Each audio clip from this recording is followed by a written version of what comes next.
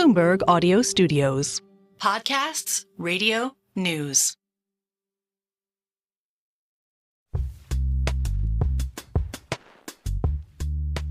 Hi, everyone. Welcome to The Deal. I'm Jason Kelly alongside my partner, Alex Rodriguez. All right, Alex, this week, something a little bit different. I went a little rogue. I went away from the deal for just a few minutes. You know, you have your businesses, I have mine.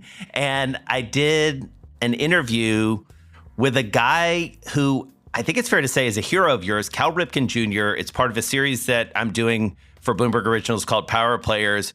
You got a chance to watch it. I mean, an icon of icons, right? Jason, I'm so excited about this. First, I don't know if you know this, but Cal was my hero growing up.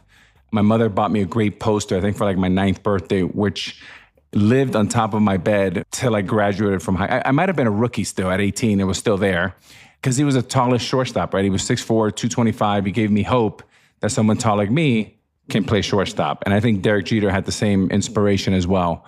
But I love Cal for so many reasons because he is the epitome of sticking with it. He is the epitome of what I call narrow and deep. I mean, if you think about it, for the last 45 years, he's done two things. He's played baseball at a Hall of Fame level, and two, he's taught baseball to little kids. And I think it's just wonderful. I, too, grew up watching Cal Ripken. I mean, I remember, like so many people do, watching him break that record. When you think about sort of the best known athletes of our time, especially when you and I were younger, he's up there. I mean, there's no one like him. In many ways, Jason, he is almost single-handedly responsible for bringing baseball back after the 1994 strike, which I was a part of. Yes. And look, you were in Georgetown in the early 90s, and he was breaking records right down the street from you, which is phenomenal. Yeah, it was fascinating to spend time with him. So I went down to Aberdeen, which, you know, is kind of in the middle of nowhere. It's like if you've ever driven down 95 from New York to DC, you pass by this complex that's sort of like sitting up on this hill. And as you go back there, and I mean, you would dig this so much, he's focused on teaching baseball to little kids, particularly with his foundation. But the business is much bigger than that. Ripken Baseball, it's centered around 3 baseball complexes, one in Aberdeen, the one I visited, one in Tennessee, and one in South Carolina. Each of these places has replicas of world-class baseball stadiums, places you're very familiar with, Fenway Park, Yankee Stadium. And what Cal, his brother, and the team do is they really sell the Ripken experiences to young players. And those experiences include training camps, on-site tournaments, stuff like that. And this is going to be, I think, a generational asset for the Ripken family. Obviously, Ripken Sr. started the legacy. Everything's around him and what he taught Billy Ripken and Cal. And I believe Ryan, his son, Cal Ripken's son, will ultimately one day maybe take over this business, who also played college baseball at the University of South Carolina. That's right. Yeah. And it's also interesting, too, because this gets right into the heart of what we talk about on this show every week, because Cal and his brother Billy, they did a deal. They got into business with Josh Harris and David Blitzer and Unrivaled. You know, a couple episodes ago, we were talking to Jesse Jacobs about the TCG investment into Unrivaled and all the ambition around youth sports. One of the interesting things that I discovered, which Alex, I think you will appreciate too, is this idea of when I first saw that deal, I thought, oh, okay, well, that's nice. Billy and Cal have built this business and, you know, sort of get paid and go off and do something else. When in fact, they were doubling down and they are making this bigger and bigger and part of this big empire. From the deal, I want to just kind of lean in here a little bit, because from afar, Jason, you knew that Cal and Billy were working on something around sports. It was very admirable, but you never thought about the business. You looked at it more, at least I did, as a civic duty to Cal Sr.'s voice that Billy and Cal were kind of bringing on to the next generation. And all of a sudden, 2 of the Titans buy into the business, Josh Harris and David Blitzer, as you mentioned, and you go, uh-oh, these guys do not get involved unless it's top tier, and they know how to scale a business, they know how to recruit world-class, and now they have turbocharged this business. I would think about it as Facebook buying Instagram, and off they go. Yeah. Oh, wow. That's a great analogy. I hadn't thought about that. Anyway, it was fascinating to do. I knew you would like it, so I'm glad you got a chance to watch it. Without further ado, here's Power Players, Cal Ripken.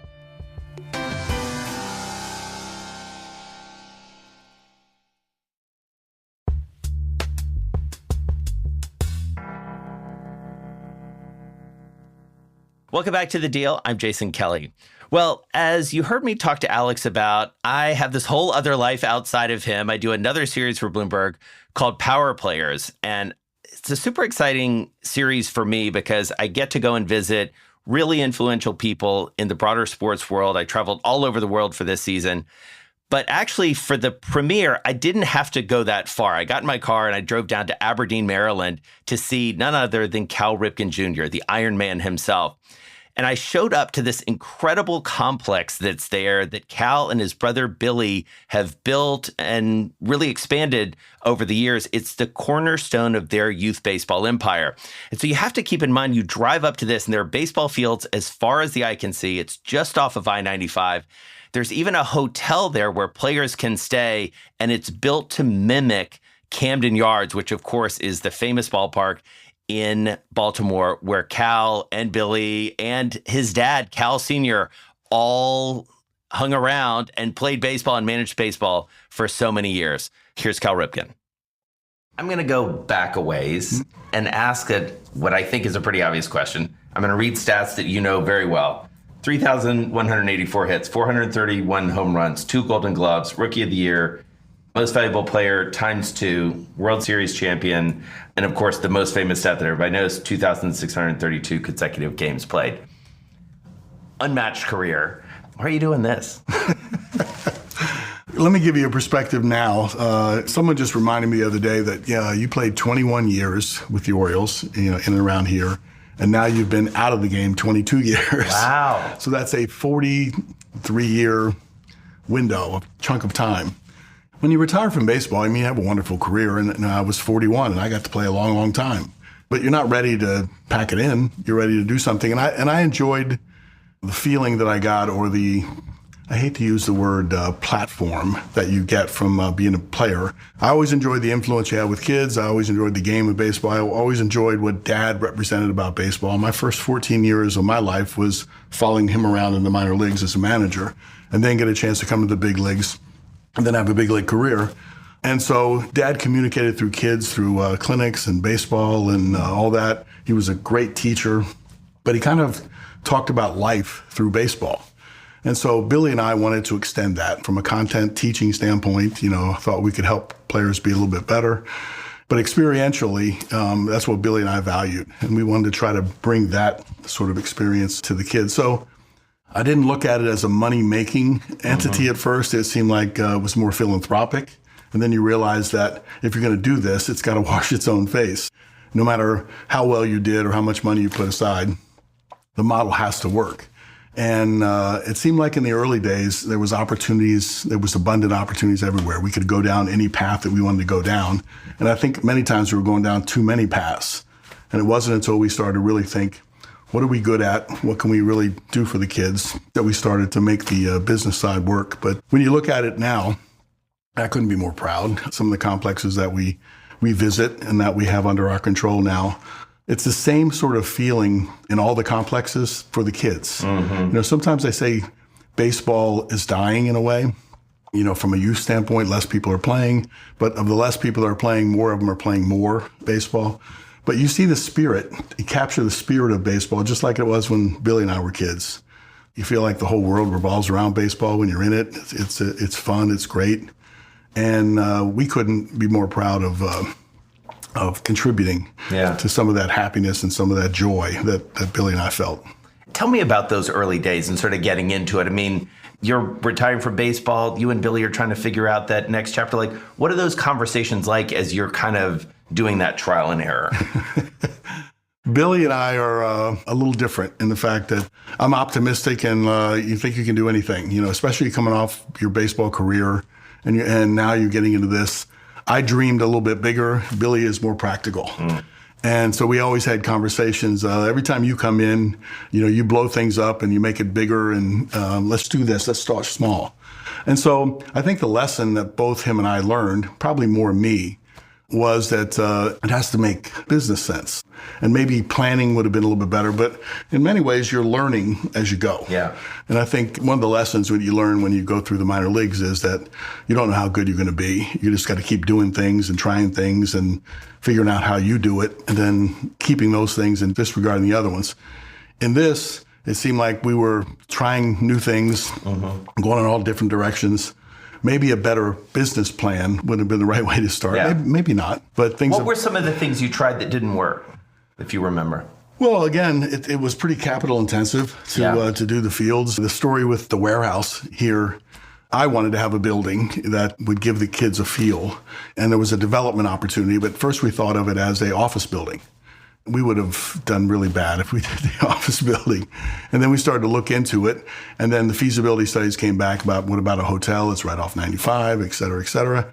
So going down that path of getting that done, I take great pride in the fact that we had to convince Bill Marriott to change the branding of the box to allow us to do this. It's a double Marriott hotel. Yeah. And that meeting was a little nerve-wracking, going down there and trying to present your vision, what you want to do. Because Bill was really quiet. He didn't say a word, which made you feel like you had to present more. Right. And you had to keep pitching, and saying, okay, he's not getting, I'm dying here. But at the end, he kind of gave a little sheepish smile and says, I get it. We'll do it. Yeah. And that was a good feeling. But just some of the things you run into, how do you get the fields built? How do you run your tournaments? The teaching entity, it seemed like everybody trusted their kids with us. And we were thinking, okay, they're all going to be about the same baseball level. These are all baseball intense kids or whatever else. But then you realize that there's a big range of skill levels. So then you had to get your curriculum, so to speak, where everybody could benefit. And then sometimes we went through a period, well, we'll just evaluate them real quick, and then we'll put them in different groups, and then we'll be able to give them the more advanced kids some more advanced. We'll give them the kids that need a little more simple. But when you start throwing a number of kids in there, the numbers become overwhelming. Yeah. And you got to try to figure that out. So I think that's probably normal growing pains in any sort of business, that the realities of what you're thinking is not always the reality. Yeah. You mentioned the Bill Marriott story, and I do wonder what that feeling is like for you, because, and I'll say it in a way that you would never say it, it's like, you're Cal Ripken. Like, you're used to walking into a room and people are like, what do you need? What can I do for you? You're my hero. I've been a fan since I was a kid. And here, like, you're not just like asking for something, you're asking for a big something. What's that feeling like for you?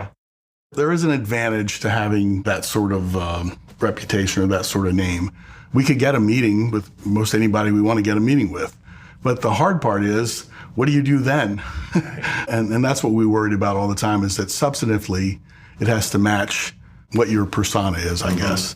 And I never thought, we're baseball players. Now we're getting into some areas which I think Billy probably helped pull us back down a little bit, not because I kept thinking, well, we can talk to this person, we can talk to that person, let's do this, let's do that. Billy would say, let's do this. Yeah. And so Billy probably grounded us a whole lot more, and I kept thinking, because you could get a meeting with anybody else. And I think we're generally feeling that we could partner, and maybe that was more the philanthropic view that we have, like with the foundation. We feel if you want to help kids, then we're with you. Let's all do it together. Yeah. In a business sense, you have to think a little differently how that works, but still a partnering sort of idea, bringing different resources to the table was a good thing. And you just have to figure out how that all works. Yeah. So tell me about the sort of initial concept, like going way back to this place where we're sitting. If you want to go back to the seed of the idea. Seed of the idea. Well, I mean, Dad ended up leaving baseball, and Dad had a baseball school. And Billy left baseball before I left baseball, and then Billy did some of the baseball school stuff. He kind of ran it. And I always had the vision when I stopped is that we were looking for places to bring Dad's baseball school into Aberdeen or to have to fields. And then we bumped into an effort, too, for the minor league team that they were looking at the same time. We looked at each other, because we were looking at similar spots here in Aberdeen, and we decided to come together.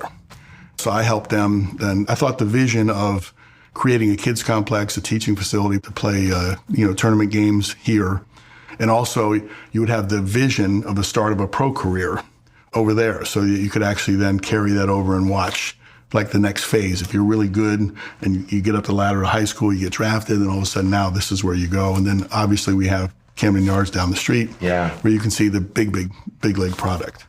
So that was sort of the vision coming in. And how we were going to do that, Billy and I liked celebrating the individuality of a field. Like from a design standpoint, we didn't like quads. They're the most efficient use of your space, but they're angled in 4 areas and balls are flying everywhere. We wanted to make each field have its own identity. And then we liked the fact that we played in Fenway where there's a green monster. You know, the game can be played a little bit differently based on the dimensions. That's the beauty of baseball. And so we set out to do that in the design aspect of here. So kind of going teetering back and forth from a business standpoint, I retired from baseball. I took on the whole project myself over here. We didn't have a team for the minor league team. I had to find a team, move a team, go through territorial issues with the Phillies, the Orioles, and the Wilmington Blue Rocks that was down the street. And the Orioles, Mr. Angelos, created an affiliate to get in the New York Penn League team, but somebody else had to get out of the New York Penn League. So all that happened in the time that I retired. And you're building a stadium, which I was on the hook for. A third of that was on the hook for, and we didn't have a team at the time. Wow. So my focus went immediately over there. Billy's focus was a little bit more in the start of this side of the street, the kids' side. That was a resounding success in the minor league team over there. We found a team, came in, we sold it out for the first 10 or 12 years. Yeah. And then the kids' side was developed a little bit more slowly. But now when you look at it, we've maximized our lot. We got a number of fields over here. We have a good following, good reputation all the way around. Yeah. And it's fun to come on the complex and see how the two stadiums interact. But the seed of it was just to be able to help kids out and create an experience, you know. And really, Dad was really interesting because Dad kept his baseball school smaller, so he could have one-on-one interaction with the kids. He didn't want to make it so big. I was of the thing is, well, we can make it really big and we can help more kids. Billy was more like my dad. So we had sort of a model in there in between where we wanted to be more hands-on so that we would get a chance to teach and move through like Dad's model. Yeah. We got to talk about your dad. I mean, his name, his ethos clearly is so deeply baked into this. This is the family business. I mean, there's no other family that is probably as deeply embedded in this sport as yours. Like, how does that influence your decision making? How does it influence the way that you and Billy have decided to do this as businessmen? Well, I would look at it a little different than that. Yeah. The family business was professional baseball because Dad was in professional baseball, right. I guess if you add it up, close to 40 years maybe. And his first 14 years was in the minor leagues. The Orioles were a great organization. They were developing players, and Dad was part of sending the players to the big leagues. And then right in my high school year, he got a chance to come to the big leagues as a coach, and I got a chance to experience a little bit of that. But the family business wasn't using, you know, our success in baseball to actually expand on that. I mean, that was an idea. It was playing baseball. That was the idea of Billy and I. So it was more the professional side. Yeah. And I think sometimes you've learned so much by playing so long at the highest level, and you want to have that sort of talent that you want to deal with. So I think Billy a lot of times was thinking about that. And then in some ways, you got to go all the way back to the beginning and then simplify and start to build the blocks up for how you're going to help, you know, a talented kid become a better baseball player. It's interesting, too, that your dad very early on saw that sort of teachable aspect of the game and really embraced that, it sounds like, with his school. I think he always had a soft spot for kids that especially didn't have a good fatherly influence, you know, and he was a fatherly influence in the minor leagues. You know, kids were coming in right out of high school, your first time away from home or first time doing, you know, a lot of these things. And so he was looking out for them as well as trying to make them big leaguers. And so that sort of legacy started us in creating the foundation in Dad's name to use baseball the way he did, to get in front of kids that didn't have all the same advantages. And we would give them an opportunity to move in a positive direction. That was sort of Dad's impetus. And so it all played in the experiential side when you're actually doing tournaments and all that kind of stuff. You're feeding from, you know, Dad's thoughts to do things the right way. He used to always say, if it's worth doing right. You know, you make more of a mess of it if you do it halfway. You got to go back and do it again and again, and those sorts of things. So Dad's voice and Dad's thoughts are in, you know, our everyday thinking process. But it does get confusing. You have the Cal Ripken Sr. Foundation is that we target kids and use baseball in which to get in front of them. Yeah. And now that's expanded all across the country. You know, we're doing We call them youth development parks. We've built, over 115, 120 of those by now, which cost $1 million, $1.5 million a pop. And it's all to give them a safe place in these areas in which to do anything they want. It's a sports field. And then now we're even into STEM centers. We're getting into curriculum in schools and those sorts of things. And the success we've had there, has been good. So a lot of times when people look at it, it's hard to separate the work that you do for the foundation under Dad's name, and then also under the name that you're doing for building kids complexes and having an experience, a tournament experience, and also, a teaching one. Yeah. And so the growth of those things have kind of side by side. In some ways, in the early days, I was thinking the foundation, we hired well, built a board really well, and that grew really fast. And, you could see the success of having the right people in the right places. This side was a little bit more slow. Mm-hmm. We had people that might have been the right people at the time, but then, as you go on, you get your team together and you're building the model. Mm-hmm. Because it's interesting, you build the model first and then you could duplicate it some other place to help more kids. But I think that we were trying to duplicate the model before we had the model in some ways. Interesting. And Dad would say about that, he says, you're getting too big for your britches. And that's where Billy's practical sort of common sense would say, here, let's do this first. And I'm thinking, but we can do this. We have influence in there. We can go to California. We can go. Right. And they're saying, come on back. Right.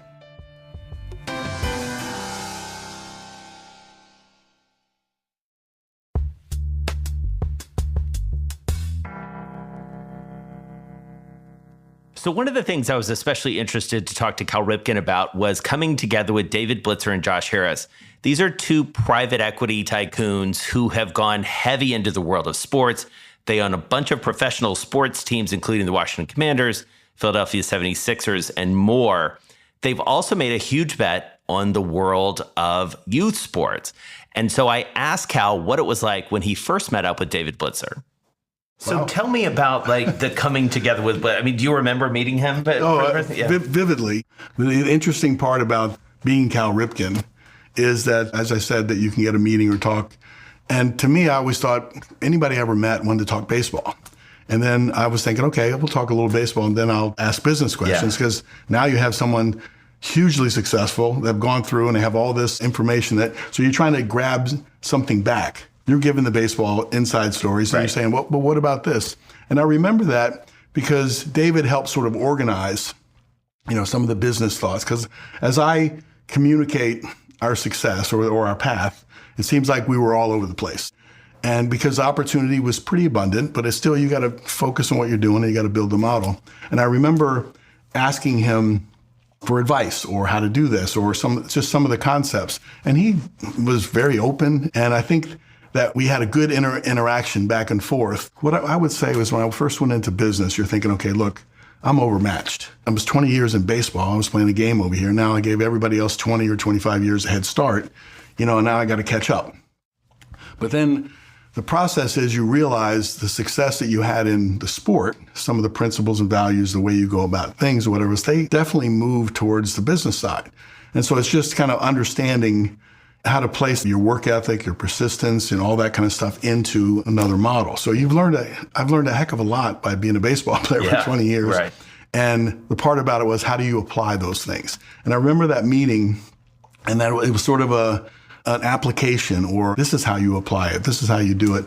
So I was asking him a lot of questions, and we did hit it off pretty well. Yeah. And so then we went off and started to have a little bit more success and started to organize our business a little bit better. He was doing what David does and has his hand in a lot of things. Right. And his love for sports, and he was going through the youth sports at the time. We were trying to make some sense out of parents' roles in the experience, putting pressure on the kids and all that kind of stuff. And this is what we wanted to try to create together. How does it culminate into an actual business relationship? Because it's cool to be swapping stories and giving advice, but to actually put your businesses together is a whole other thing. Well, he had an interest in, and he had some assets in the youth baseball business. One of those assets, we were talking to them about running, because they would have to ramp up. And this was the All-Star Village? The All-Star Village. Yeah. And so that's where we sort of came back together. And I really had no intention of kind of merging, our business interests at the time. But the more we talked, the more they liked our management staff, and we got a really good management team. And we were at the right place at the right time, I think. And they said, okay, before we grow things separately, why don't we consider growing together? And the growth part of that was really interesting to me because that's the big picture analysis again is we were growing, but we're growing sort of in a controlled way. And then every time that you had an opportunity or something comes in, then you got to figure out, okay, how do I raise the money for this? How do we do that? And David, of course, brought a sophistication to, our little business that all of a sudden, if it's a good idea and it makes sense business-wise or whatever else, capital is not going to be, an issue. This is how you do it. Yeah. And so all of a sudden I felt that the growth could be accelerated, and I wanted to be able to move, different parts of the country and expand on the good work that we were doing. So then once we started, it took us about 6 months to back and forth talking before we thought this was a good idea, but I couldn't have asked for a better partner to come in. And, the idea of expanding to other sports and then using the same model to have tournaments and get into other sports, that sort of upside, that sort of growth really interests me. So that was why I came in. Yeah, and it's interesting to look at that. I mean, because at first blush, cynical business journalist that I am, I see the announcement. I'm like, oh, that's cool. Like, Cal and Billy have built their business and now they're selling out. Then you look at it and you're like, oh, no. They're like doubling down. They're like selling in a lot of ways. So it's like, was that was always the plan, or what was it that really like struck you about this particular opportunity? Well, David and Josh love the brand. We had private equity take a run at us a number of times over the years. And I had one of the private equity persons, we have a fund, we have to own the majority of the fund, and And we're saying we can monetize your brand way better than you are. And I took that a little bit personal, thinking, well, you probably could, but it's our name. It's what we're building and whatever else it's important. And so that didn't interest me, in those days. But then once you're talking to David and Josh, they really liked the brand and they wanted to expand the brand in the same way that we were thinking about expanding. Now, of course, we can accelerate it a little faster and grow a little faster because of the partnership. But I was convinced and comforted that we were all on the same page. It wasn't just about trying to roll things together and then bundle up assets and then sell them in a short period of time. This is a longer term view. Yeah. And I really like the longer term view. And it's, the kids' business has been a fun business.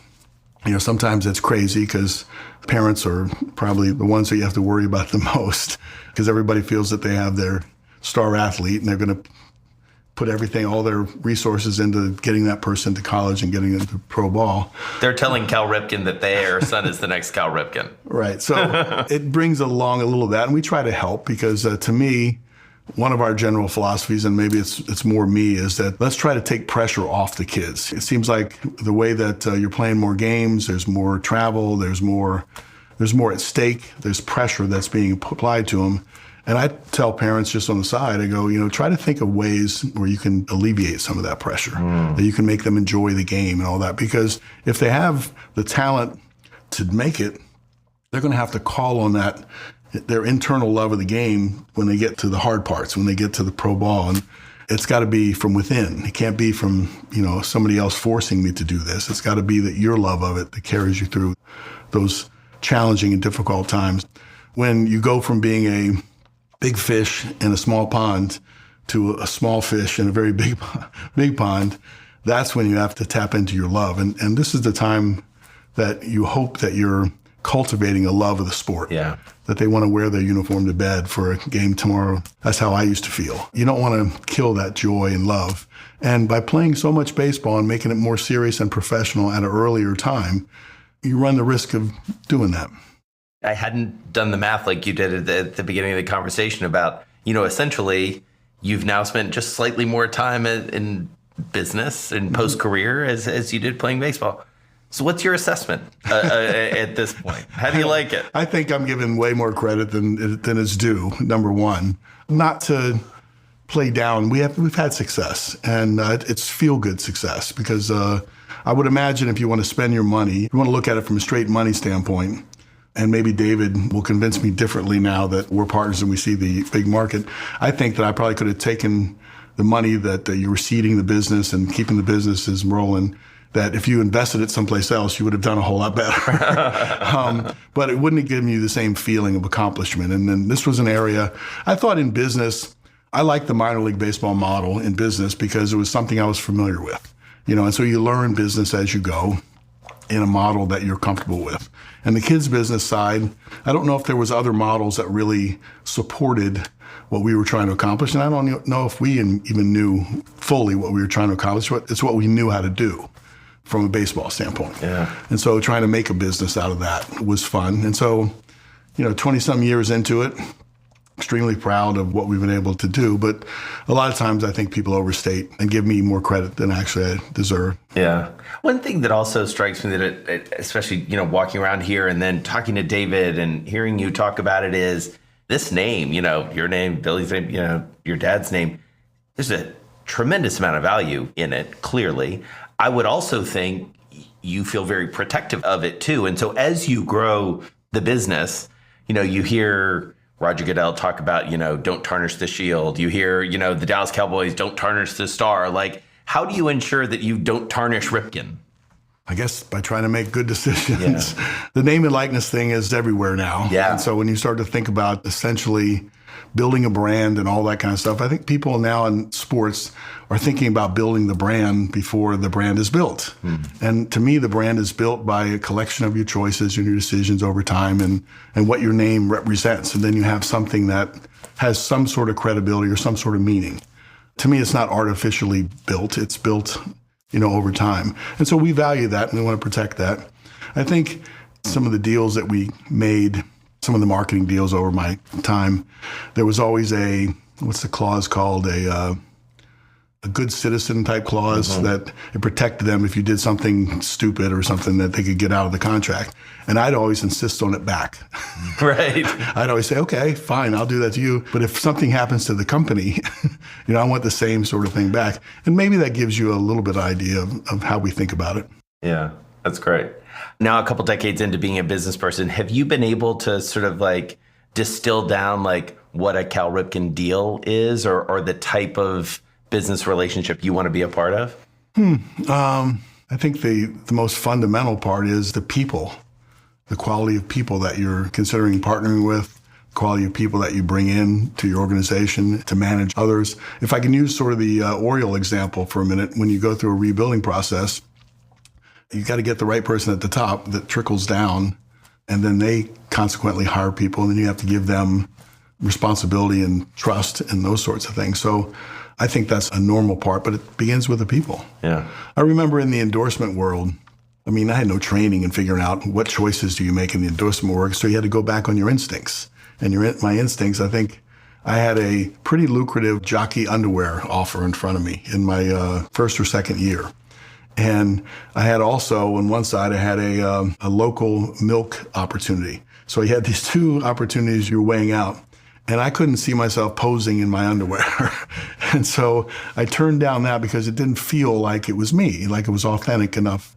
That's not who I was. I'm not Jim Palmer. Had great success in it, and it's wonderful for him, but it didn't work for me. So I started thinking it's got to work for me. And local milk worked. I drank a lot of milk growing up. I thought that's how I got some of my size. It was sort of a secret ingredient. That was easy, and it worked. So when you're making these decisions, sometimes you have to fall back just on your instinct and trust your instinct a little bit more. You had confidence that I built in baseball. If I was trying to hire a manager, if I was in a position to hire a manager for a team, I would know what questions to ask, to figure out what kind of manager that baseball guy that he would be. When you get into business, it's not always that clear. So you have to lean on other people with expertise that says, okay, if we're hiring a CFO, you got to evaluate the financial part of his job, but I can tell you if I like him, or I can assess certain things from the interview, but I can't do it all. So, and many times you have to then come back to your instincts and say, okay, now what? Yeah, that's great. And trust your instincts.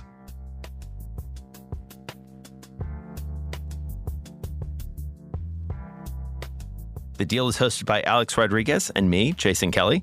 This episode was made by Victor Aveyes, Stacey Wong, Anna Mazarakis, and Lizzie Phillip. Our theme music was made by Blake Maples. Brendan Francis Noonan is our executive producer. Sage Bauman is the head of Bloomberg Podcasts. Additional support from Kelly LaFerriere, Ashley Honig, Rachel Scaramuzzino, and Elena Sausangelis. Part of this episode of The Deal featured my interview from the series Power Players. That's a show that's hosted by me, Jason Kelly. The showrunner is Tom Connors. The producer and writer is Dominic Musacchio. The editor is Katarina Glantz. Creative director, Rubab Shakir. Consulting producer, Raymond Schillinger. Editorial supervisor, David E. Ravella. Executive producers, Jason Kelly, Jordan Opplinger, Neville Gillette, Trey Shallowhorn, and Kyle Kramer. If you have a minute, subscribe, rate, and review our show. It'll help other listeners find us. Thanks so much for listening. See you next time.